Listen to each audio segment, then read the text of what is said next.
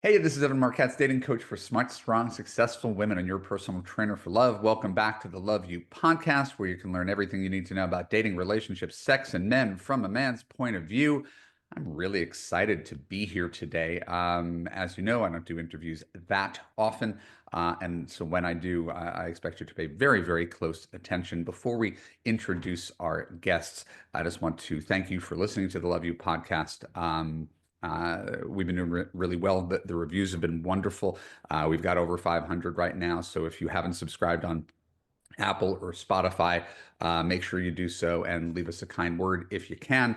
And at the end of the podcast, if I remember, I will let you know about the greatest opportunity you'll have to change your love life to join the Love You community. In the meantime, I want to introduce my esteemed guest. They were kind enough to have me on their podcast, and their podcast is a really successful podcast called Datable. Here is their official bio. Julie Krafchick and Yue Xu are active daters turned dating insiders, top influential voices of modern dating relationships and connection in the digital world. They're the authors of How to Be Dateable, the essential guide to finding your person and falling in love, and the co-host of the hit podcast Datable, which is one of the top podcasts about modern dating and relationships, as deemed by the New York Times, the Huffington Post, Oprah Daily, and more. They're also the hosts and executive producers of the dating experiment show Exit Interview. Oh, I want to ask about that.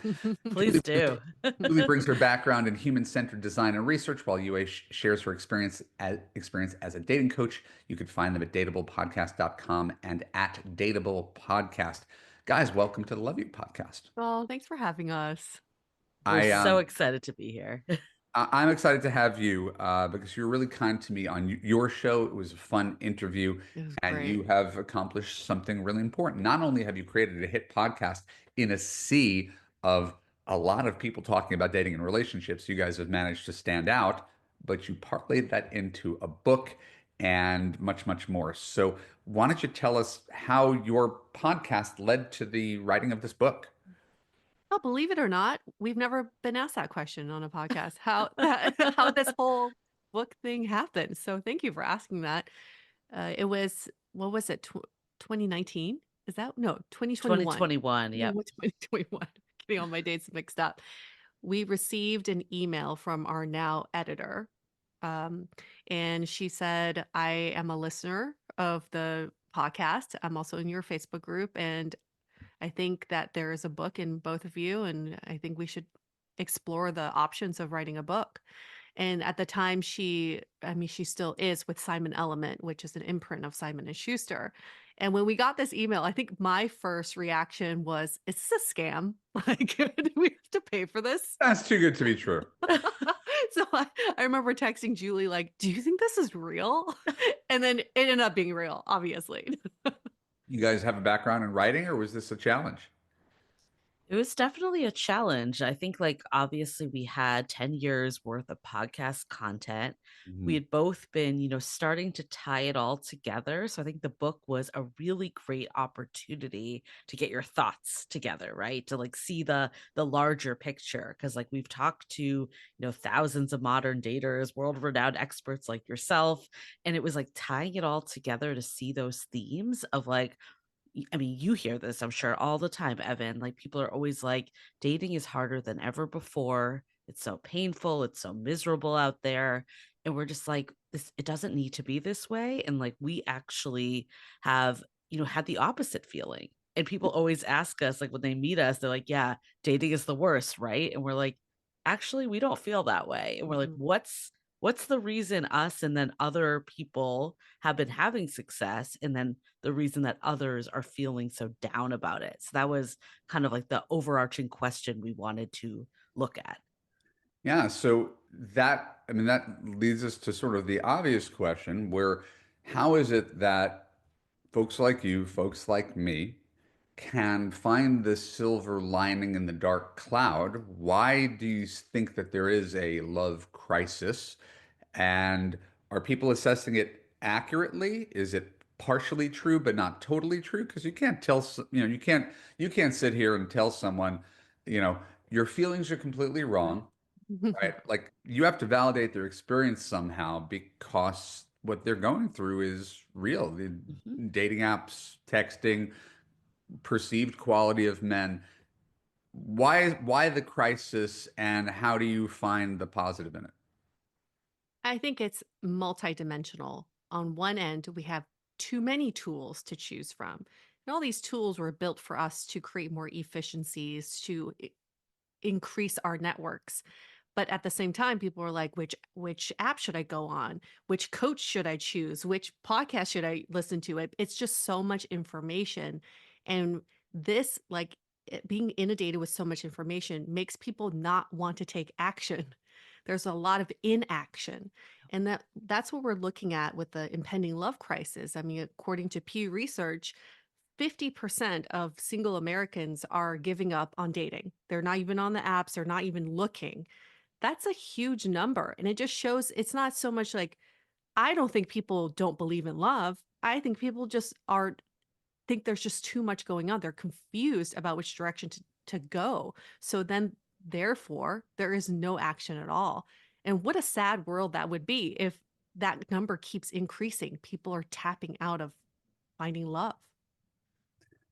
Yeah, I mean, I don't disagree. I have a thing that I've recently put on my website. You don't need more information. You need more love, Yeah, a Yeah. right? 100%. Like we're all flooded with information. Some of it good information, right? I mean, Hmm. there's people doing really good work out there, but there's so many people, there's so many channels, there's so many ways for you to listen to a podcast and be reminded of what you're doing wrong and what your attachment style is and what, Yeah. right, and here's how guys are, and Yeah. here's the six Hmm. sexy text messages that you could write to him to make him crave you. Hmm. And I think you're right. From probably some sociological standpoint, it's all a bit paralyzing.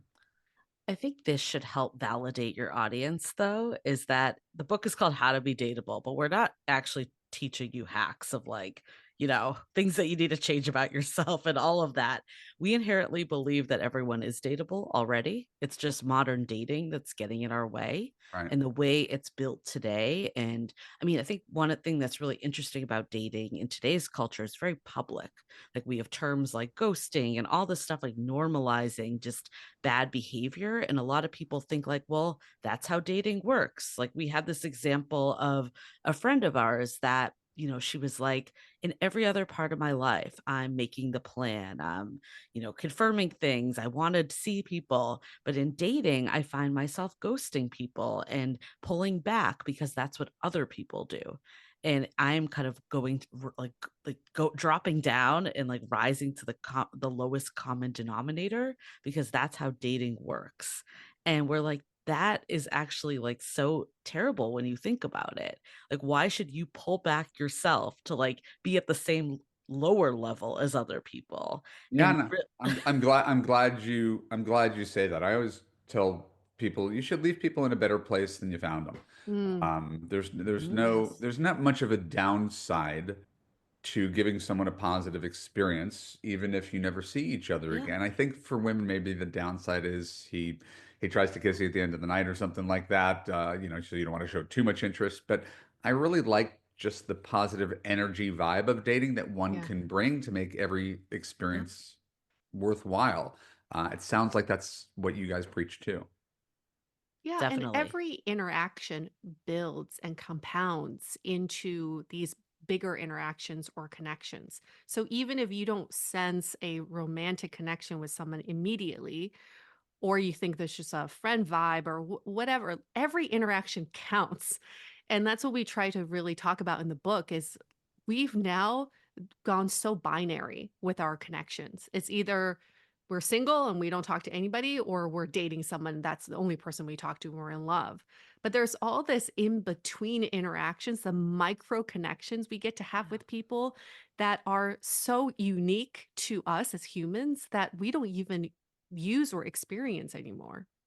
Yeah, I mean that bridge between when you meet someone and when you decide that you're going to give the relationship a shot. There's a lot that can happen in that Yeah. phase of things, and that's the third month of my Love You program. Is that Mhm. basically what your entire book is about? Is just the dating phase of dating? Yeah, it's I think unraveling a lot of stuff too. Like the first part of the book is really about just like what we're talking about. It's not you that's not dateable. It's the way that we've been conditioned through modern dating. We have what we call the four traps that people are falling for. And a lot of that is just the way our society is with, for example, one of them is like the expectation of love on demand. And we live in a society where everything's on demand. So of course we go to a first date and we question like, is this my soulmate or am I never going to see them again? Because we think that like when you know, and things will happen instantaneously and all the stuff, and you can order your soulmate like you would order something on Amazon and it just delivers to you right away. So we have all these expectations and ways that we've kind of been trapped into just the culture we're in. So that's the first part. And the second part is okay, now that we know all this, we know that dating is not actually setting us up for success the way it is today. How do we get out of that? And a lot of it is like unraveling. It's not necessarily learning new skills, but it's like, okay, let's let go to a lot of the beliefs we have and the thoughts that we're putting out there. And then how do we gain clarity of what we actually want and show up in a way that's really conducive to love? Yeah, I like that a lot. And um, I was going through my notes prior to getting on the phone with you, and I was finding all these things I mentioned before we got on the air, all these things that I agreed with that some of Mhm. my listeners would have already been familiar with, just through a Mhm. slightly different lens. So most of the stuff I want to talk about is stuff that is new to me, right? Stuff that you guys came up with that is your intellectual property that could provide a different lens to view relationships, and then people would get from here. So can I ask you a few things about that? Of Yeah. course. Okay, so you mentioned just a second ago, love on demand, right? Hmm. This idea that you go online and you think it's like you're ordering a book on Amazon, but it's not, because the book doesn't necessarily come home with you, right? No. Is that what you mean? Is just this expectation that everybody is replaceable? It's that. It's also the expectation that things just instantly happen. And if Mm, you don't get that immediate spark or chemistry or mm, want to go on a second date with them, then it's not there. Then people say, "Oh, the connection wasn't there," or people think that that next big connection is right around the corner. So then they don't give people enough time. But as we all know, relationships take time to create, to be developed, to breathe, to marinate a little bit. And we're just not letting that time really, play out. So we call these like microwave relationships that happen quite a bit. They get hot and heavy very easily, but then they kind of cool down quite quickly as well. that's true. Yeah, I think someone far wiser than I said, if your chemistry is a 10, you should probably run in the opposite direction. Yeah. No one does that, of course. We have to No. go towards the fire. But Yeah. what would you say is the proper answer to, but I don't feel what I think I'm supposed to feel. How much Oh, time do I give it? I mean, I have my thoughts on it, but I'd love yep. to hear your thoughts on it. Yeah, we always get this question a lot. I mean, I think Mhm. if you are just like on the date and you're bored by the person or just it's not there at all, then don't waste either of your time. Like keep moving along if there's nothing. But I think where most people fall is that it's not that spark, the chemistry that you think that you're supposed to experience, but you have a good enough time with the person. You enjoy their company, there's some attraction there. Our take is generally have a second date default because a lot of times who people are on the first date isn't actually who they are.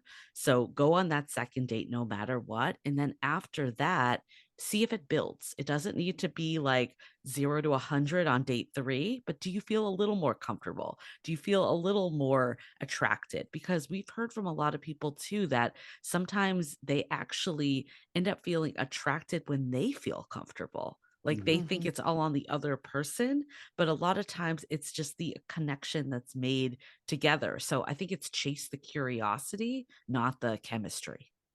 Okay, I think that's an interesting take, and I I l- I like where you ended that.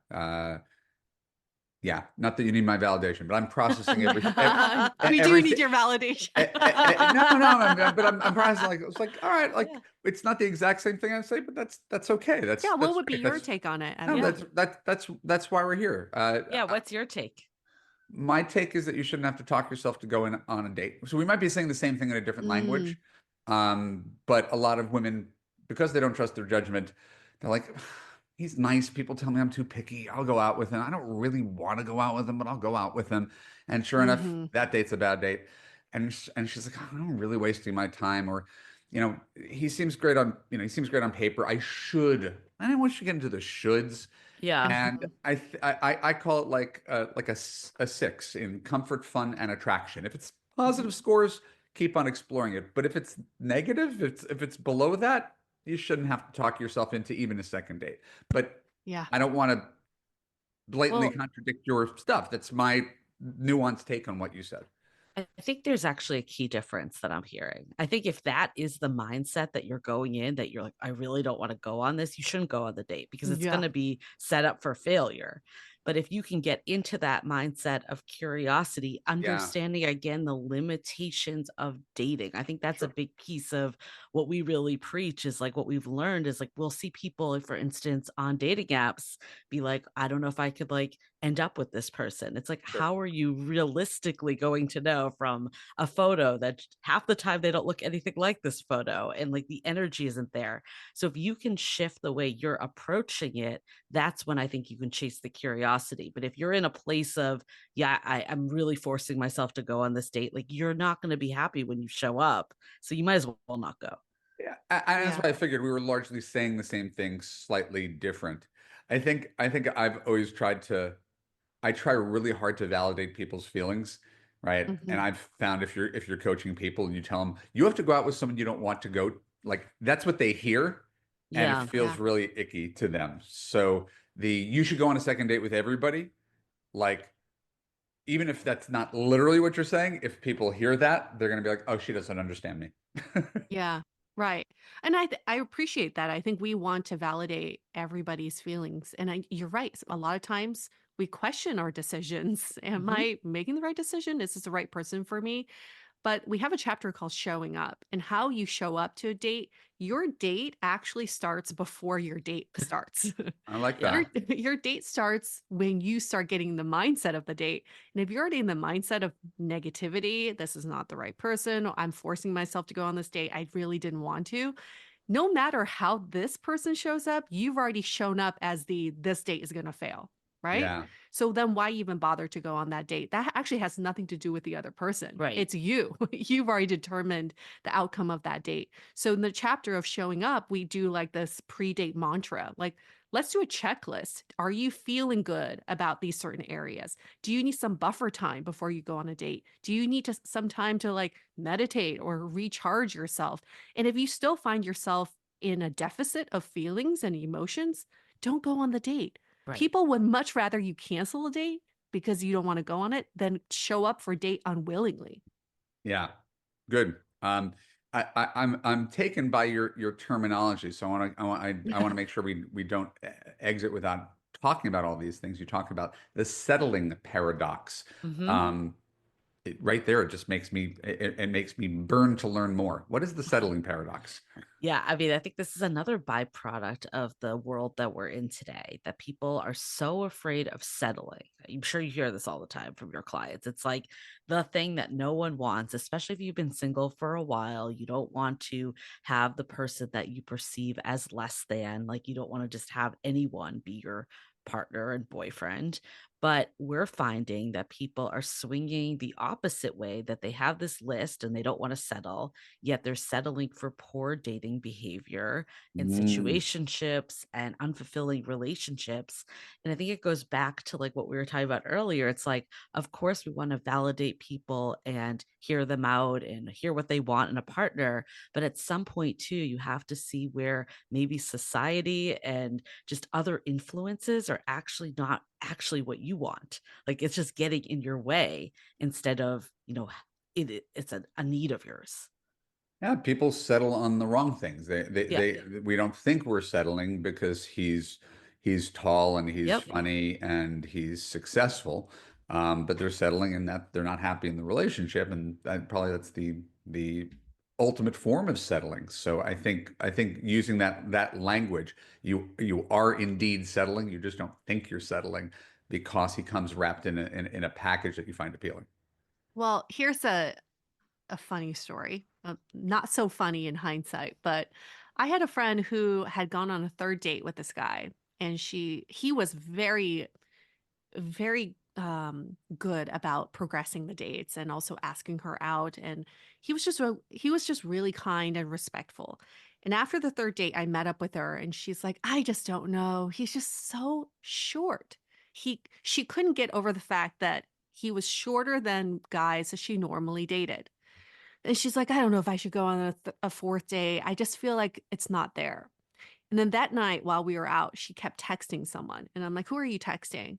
And she's like, oh, that guy that I've been sleeping with.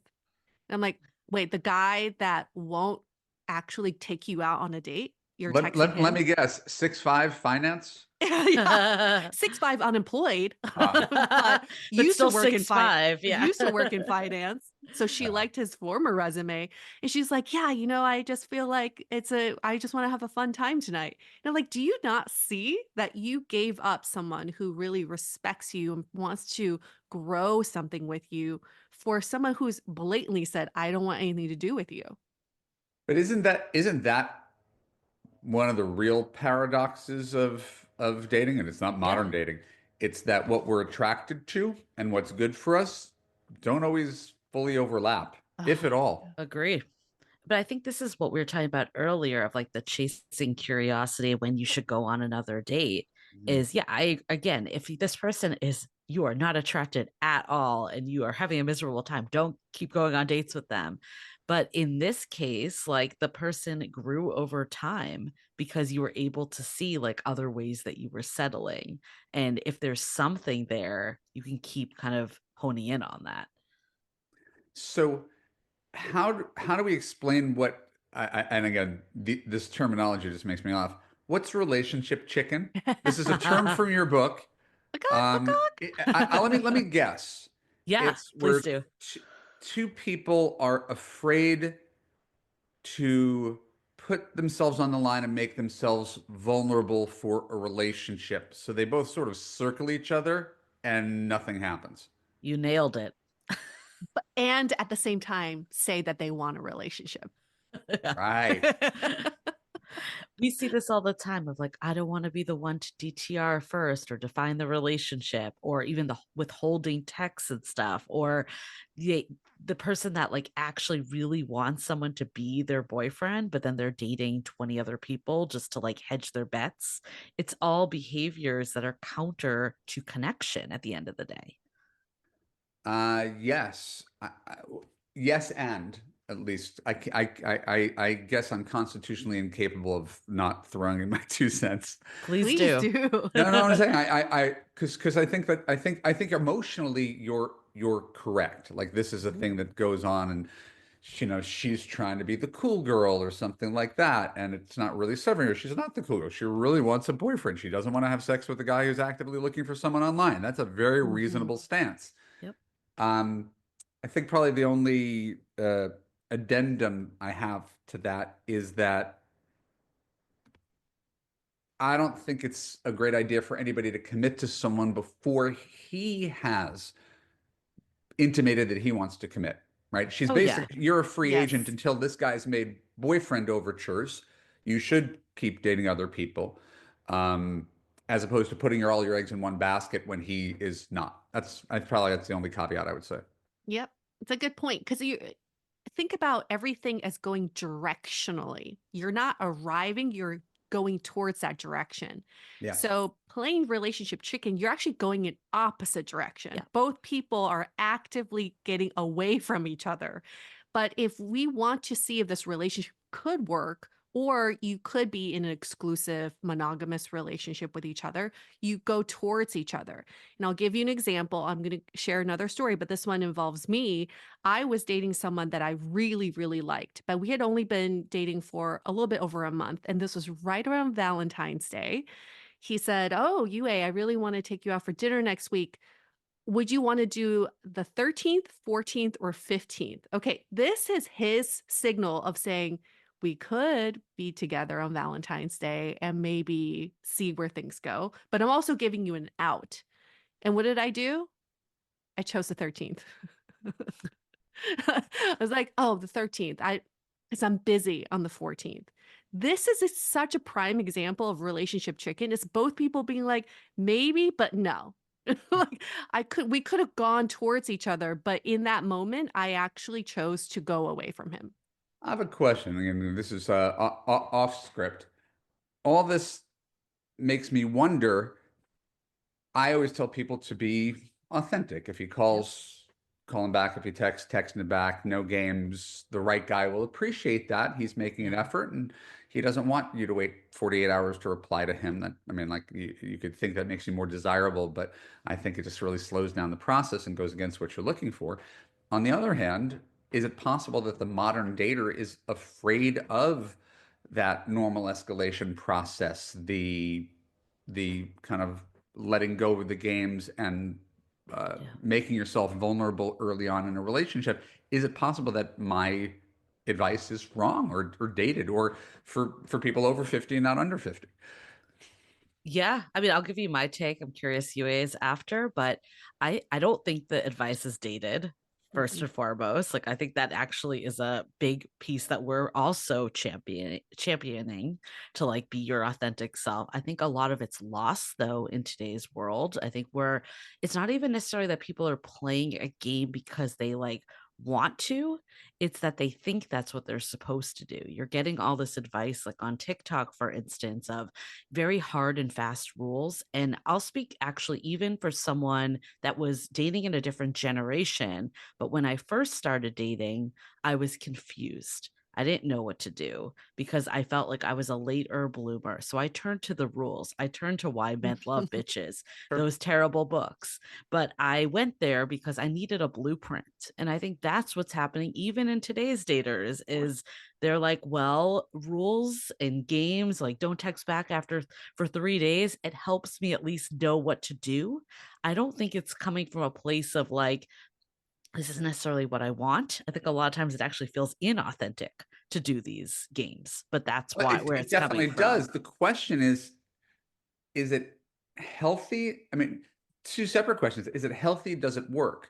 If your relationship is built on this power struggle Yeah. of whoever has the power is the person who's hasn't texted back, has all the No. Hmm. power.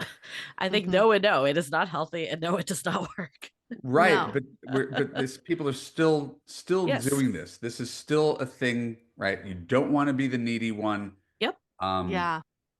and so how do you guys address that in your book? It's less blatant now. It's less of the pickup artist Yeah. Mhm. era, right? So it's just more of the withholding emotions and then waiting and kind of like sacrificing yourself for some to seem like you're available or to get someone to like you. But as a former dating coach who was that douchebag who taught her clients how to play games, and I only coached men and I only coached them on how to play games. Did it succeed at getting them women? Yes. Into their funnel? Yes. Did it succeed at getting them relationships? Absolutely not. Right. None of them Yeah. panned out. In fact, a lot of them would, win over these women after playing games. And the feedback would be the women be like, you seem different, or this is Mm, not what I expected. This relationship hmm. is not what I expected from what you present in the beginning. It becomes a Right. bait and switch. Yeah. So I can show you the future of that. But the game playing today, the reason why we wrote this book is because we're like, okay, everybody, just look around. Everybody's playing these games. What are we doing this for? Let's rise Mhm. above it. And if you feel like you're going to say something to scare someone away and they actually do run away, scare them away. That's the Yeah. wrong person. If you rise above the game playing, you'll meet other people who also rise above this cloud. And then you're like, hey, you're kind of what I'm looking for. There might be less of them, but isn't that better? You want more of that quality over quantity. I agree wholeheartedly. Very well said. Um, I I think modern society's fascinated with labels, right? Yes. Identity. And again, I don't want to get into the politics of all of this, but people are very fascinated with labeling themselves, whether it's they're taking a Harry Potter or a Sex in the City quiz, or, I'm an INTJ and you're an ENFP, or I'm a Capricorn and he's a Sagittarius. Um, and I think they can be useful. How would you describe your dating archetypes? Achiever, dreamer, energizer, maverick, thinker. Yeah. How does that fit into the self-definition? And could you kind of lay that out for our listeners? Because people are always curious about where they fall Yeah. on these spectrums. Yeah. I mean, I think you hit it that we wanted a way that people can have more intel into how they're dating, their approaches to dating, their strengths in dating, and then also maybe what's holding them back also. So I don't think anything necessarily defines you as a person, but what we did is that we have our 5 archetypes. This is based off of talking to thousands of daters over the last decade, how we saw people like, the mindset around dating, how they approached it, all of the things. And we looked at when you take this quiz, which your listeners can do, even if they don't get the book, they can take the quiz at howtobedateable.com. So it's all there. And what this will do is it will give you a snapshot into how all of these archetypes play into your dating persona. Some of them may be more or less prominent, and you can lean into your strengths. We're again never telling anyone to change who they are as a person, because everything there are positives that really bring the unique you, the authentic you. And then there's areas that maybe aren't actually serving you in dating, and let's become aware of them so we can get ahead of them and get out of our own way. You want to build on that? I think we really saw this need for a personality test, but in a dating context, right? Because I think the other assessments for dating, they come with a qualifier. Like you want to be securely attached. You don't want to be anxiously attached. And so once you find out that you're anxiously attached, you're like, how do I change myself to be more securely attached? This assessment of your dating archetype is a snapshot into how you date, how you view dating, and then what may be the things that are holding you back, so that once you have this information, you have more agency over your love life, because now you know who you are and you know the areas that you want to work on and need to be more aware of. Yeah, I mean, I think self-awareness is such an important part of dating, and dating really is just a system that holds the mirror up to Yeah. you, and Mm, that's the yeah. hardest part about it, is that it's kind of probably easier to avoid doing it than to go out there and discover how people don't respond to you. It actually makes me want to ask about something that was not in my interview notes, but we mentioned at the Yeah. top of the conversation in your bio.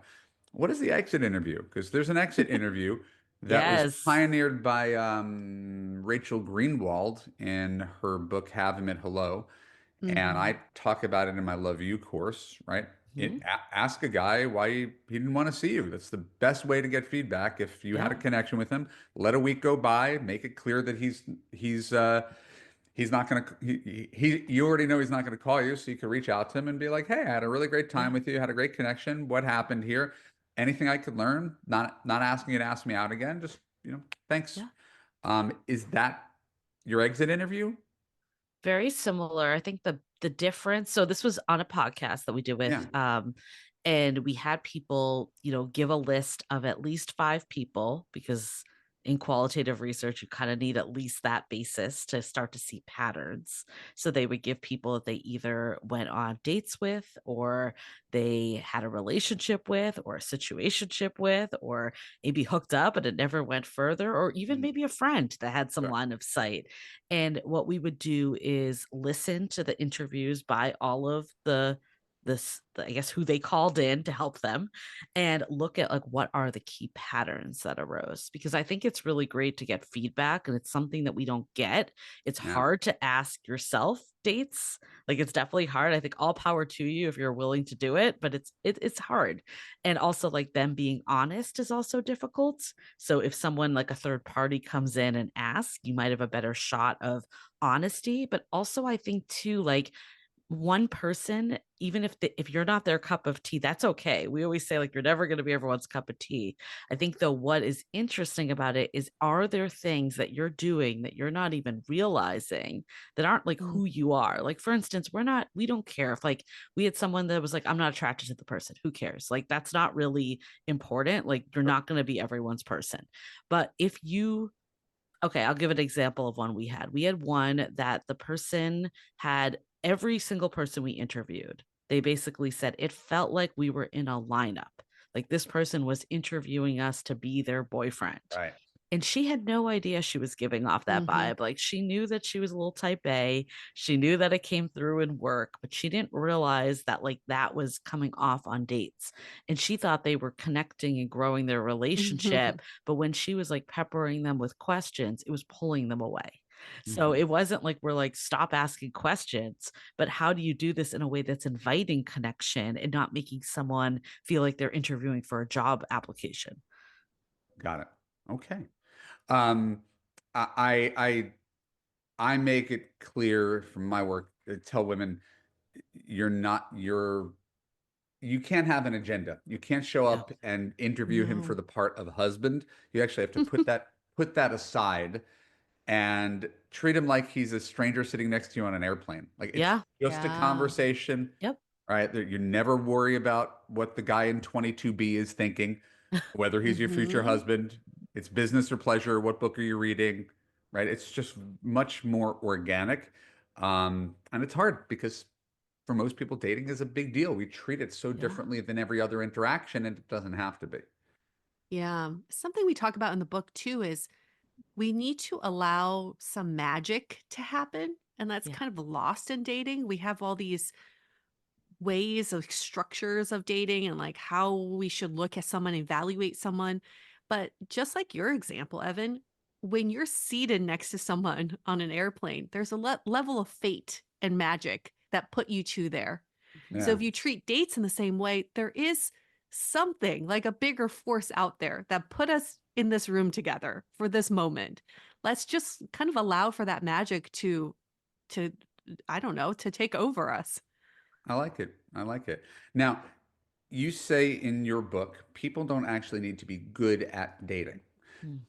And I chose this to ask you because I say that dating is a skill set, Yeah. right? And one can be better at dating and one can be better at relationships. And that's part of what certainly the way I perceive my job is to be is, Mhm. hey, you go to school to learn to code, you go to learn to school to be a nurse.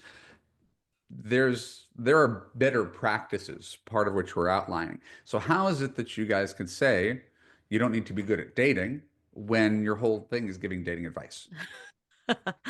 Well, I think it is a bold statement for a reason, but I think I agree with you. You need to have relational skills and build them. Where this is coming from, though, is that the way that dating is today, it's all centered around disconnection of, should I withhold the text? Should I, you know, not like, I'm gonna analyze their profile, but I'm not gonna actually like talk to the person and figure out what this actually means.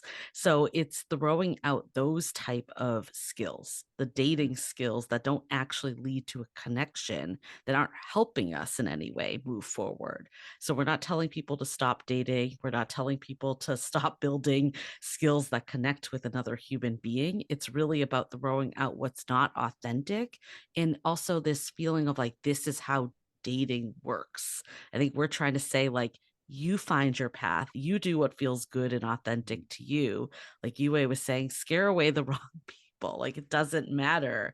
We feel like we're like in dating the way it is today. It's so public that we're like trying to rack up all these matches and like win the game of dating. But ultimately, Got if you're dating, you're trying to find a relationship. So how do you make sure your behavior it. is going that way? Yeah, and you don't want to be too in your head. I had a client the other day who, Yes. what questions should I ask him on the Right. date to build a better Yeah, right. connection? And I was like, if you're coming in with a list of questions, you're probably not doing it right. Yeah, we hear Yeah. people do that all the time. And that's a that's the other problem with like inundation of all these experts and information out there. People think there's one way to date correctly or successfully when they don't look at what works for them. So I think there are actually a lot of parallels between dating and cooking. It's the same thing. Okay. You can eat to get full, or you can eat a meal to enjoy it. And Mhm. only you know your palate. Mhm. Everyone has a unique palate, right? So in order to make the meal that you actually want to enjoy, you don't need to learn all the cooking skills. Like you don't need to know how to sous vide or dice and chop and all this stuff. You just need to know, okay, I like these ingredients and I can probably stir fry this and I can make a really great meal for myself. But I think with dating, we often think like, okay, if I'm looking for this ultimate person, I need to learn all the skills and like I need to perfect this and master that. You don't. You just need to know your unique palette and know how to create the ingredients to get there. Right, because millions of people find love and they're not dating coaches. Yeah. Thank God. Right. Right, no, Yeah. or maybe everybody's a dating coach now, but but Pretty truly, much. for all we talk about this, you're right. You don't need to be a master chef to prepare a meal, and you do not have to be a dating coach to find love. Look around. There's 100 million married people in America. Yeah. Whatever we Mhm. say about marriage or dating culture, someone is choosing to commit. Someone is Yep. finding somewhere. Yes. I mean, nearly 50% of people are meeting online. So anytime we say, "Oh, this whole thing should be burnt to the ground," Yeah. um, uh, there's enough evidence that someone's making online dating and relationships work for them. Mhm. Right. And I mean, I think our book, we're never going to tell you to wait a certain amount of time or do hard, fast rules. That's something even in the podcast, we made it a conscious choice never to go there. Yeah. I think a big piece of it though, like I met my fiance on Hinge. I'm pro dating app 100%, but I think people get stuck on the wrong parts of dating apps. Like they spend so much time analyzing things and not even having a conversation. I, And oh gosh, yeah. you just triggered me. Um, I usually don't do this, but I feel comfortable doing it. Okay. What do you think of burned haystack? Oh, Oh, yeah. I I have That's interesting. opinions. Yeah. Yeah. Okay, now I'll I'm take that as curious what I'll yours. take that as an affirmation of what I was thinking. Yeah, I don't want to like shit talk other people's things. I think it's too much, in my opinion. Yeah, I because haven't even it's exactly we're micro analyzing Yeah. his two line Bumble Nope. profile. Yeah. I don't okay. We saw in our Facebook group once, someone put up something. They were like, what does it mean when someone says I don't take life too seriously? We got like 200 responses of people interpreting that line. And then this girl wrote in and she was like, wait, I write that in my profile. I didn't Right, realize anyone interpreted it this way. I'm looking for a serious relationship because all these people are like, they're not serious. They're just here for a hookup. Like all this stuff. They They're a don't have fuck their boy. life together. Like all this Yeah. stuff. And we're like, how much less time would you have actually spent had you just had a conversation with this other right. person instead of just making assumptions? And I mean, I'm actually a former app designer too. And Mhm. I've realized that you actually have to like go against the grain of how apps are designed because they are designed to keep you on the hook and to keep you Correct. going. I intentionally got rid of notifications because I did not want to be pulled in each time. So I think apps are a great tool, but I do think the way we're using them today is setting us up all for failure and it's Yeah. not helping us. So that's really what our tips are. Like, how do we unravel stuff instead of being like, you need to do X, Y, and Z?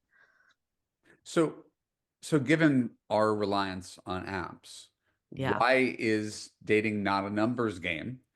Right? Given that their job is just to introduce you to people. They don't have a Hmm. real investment. It's not real compatibility, no matter what you think of what the algorithms do. They're just throwing a whole bunch of faces at you. So why is dating not a numbers game? It's not a numbers game in the sense that we need as many people in our orbit for us to find that person. These tools are created one dimensionally to do one thing, to create more efficiencies, to increase our network. Like you said, Evan, they're not there to find you your soulmate. So we need to take them at face value, Mhm. right? And say, okay, I'm going to use the apps today because I am in the mood to use apps today. Doesn't mean I'm going to find my soulmate, just I'm increasing my network here And then I'm also going to take out my headphones and walk over to the nearest Starbucks because that also increases my chances of meeting someone. Mhm. Doesn't mean that I'm going to be meeting anyone along the way. It's just about implementing all the ways to make your environment more conducive more conducive to meeting someone. It does not mean you need to go on date after date after date because most of the time that's going to be a waste of your time. Yeah, that's pretty soul-sucking if you're not doing any screening process prior to the Right. date and you just go out on blind dates with strangers who swiped and texted once. I'm glad you arrived at that conclusion as well. I'm curious because you guys focus on dating, but dating ultimately leads to a Mhm. relationship. That's the whole purpose for most people. It's not to date for dating's sake. What are the 7 things that matter, in your opinion, when Mm. choosing a partner through your considerable experience? Yeah, I mean, there are 7 things. We'll probably not have time to go into super detail on them, but I think first and foremost is consistency. If Hmm. someone's not consistent, then like kind of game over. If like that's what you're looking for, a real relationship that's someone committed. The second one, do they bring out the best sides of you? Like, do you feel like the best version of yourself? Hmm.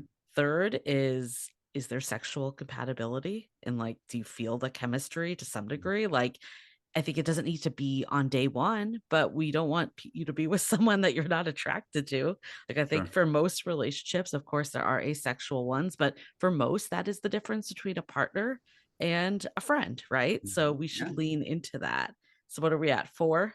It's like, what else? I mean, I'm I rambling try to them make off. my list shorter so I don't have to remember. Wait, what's your list? What we have we call the 5 C's: character, kindness, Yep. consistency, communication, commitment. I remember that. We call it this is more of like a gut check. I think that's the big difference too of like when you're dating, like Mhm. how are you feeling in the moment with them? And some of this might reveal over time. The next one is the Sunday test. Like, can you do absolutely nothing with this person Mhm. and just have a ball? Because I think a big part of dating is we're always judging it on like the crazy dates we went The on. And performance. yes. Yes. And that is just not like life with someone. So Right. that's a big part of it too. That's clever. I like that. Yeah. And then we also see people putting so much emphasis on the date itself. Yeah. Like, how did the date go? What did you do? But it's that a reflection of how life could be with this person? So we try to get people kind of away from focusing so much on the date itself, but more on the Yeah. interaction and the connection. Yep. I think the interaction connection is great. I often tell people, don't pay attention to how you feel on the date. Pay attention to how you feel Yes. after the date. Yes. When you're apart. How does he follow up with you? Are Hmm. you feeling anxious or are you feeling really positive? Because he texted you right after the date to say, I had fun, can't wait to see you again. What's your weekend look like? Yeah. That's a big part. The other two, for just to wrap it up, Yes. is um, you navigate conflict well together. I think that's a big piece of it. And people hear conflict, they think fights, but conflict could just be 2 ways of approaching a situation or any type of friction that happens. Like, can you address it? Can you become closer after, navigating this? Mhm. And then last but not least is they actually want to be with you. You'd be surprised that one, and it's not that that's last but not least in the list, but like they prioritize you. They want you in their life. Like this is someone that is committed to being there. Yeah. Um, I mean, the funny part, funny, not haha, as you pointed out earlier, but the maybe the ironic part is how most of this should feel obvious, but I Yes, know. when we're dealing with our emotions, it's not obvious at it's all. not.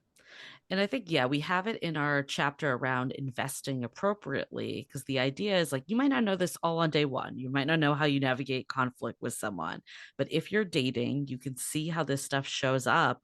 And this is a gut check for you to say, like, is this someone worth continuing to invest in? Like, Yeah. should I, go down the path? And of course, like you were saying earlier, you're not going to put all your eggs in one basket if the person doesn't even want to be with you and isn't showing up consistently. That's how you know that it's not even okay to play relationship chicken with that person, but you should probably just stop being with that person. Yeah. Right. Right. Um, so Where can people find you? How should they go about buying your book? What else? I mean, it says here that your book comes out on January 28th. You've got a quiz on howtobedateable.com. What else would you like our listeners to do to support you and to learn more about your work and purchase your book? Well, they should re-listen to the episode of you being on our show so they can just We're they all the can just dateable people. Yeah. they can just Google Evan Mark Katz and Dateable, and then you'll find the episode. It was a wonderful episode. And for general information about us, you can go to dateablepodcast.com. Yep. In all podcast platforms we're on. Yue and Julie, that was wonderful. I'm really excited for you. I'm really proud of you. I think you guys have collectively a really good head on your shoulders, and you give sound advice, and that's no small thing in a sea of noise that we see in the social media and podcast world. So thanks for bringing some common sense and some good values to dating. It is well needed. As for me, my name is Evan Mark Katz. This is the Love You podcast. I want to thank you for listening. Make sure if you enjoy this episode to subscribe on YouTube or Apple or Spotify or wherever you get your podcasts.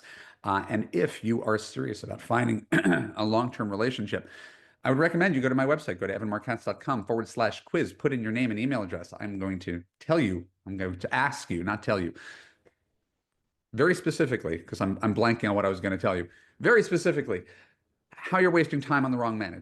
It's a quiz. Are you wasting time on the wrong men? 10 questions. My guess is you're going to say yes to about 7 of them. I don't know that for a fact, but that's my guess. So take the quiz, find out for yourself. Then you can be on my mailing list. I'll send you some free stuff. And if you're serious about finding love now, go directly to evanmarkkatz.com/now. Book a time with me, and we'll talk about a customized coaching package for you. Thank you. I love you. I appreciate you. I want to thank my guests, and I look forward to seeing you again next week. Bye-bye.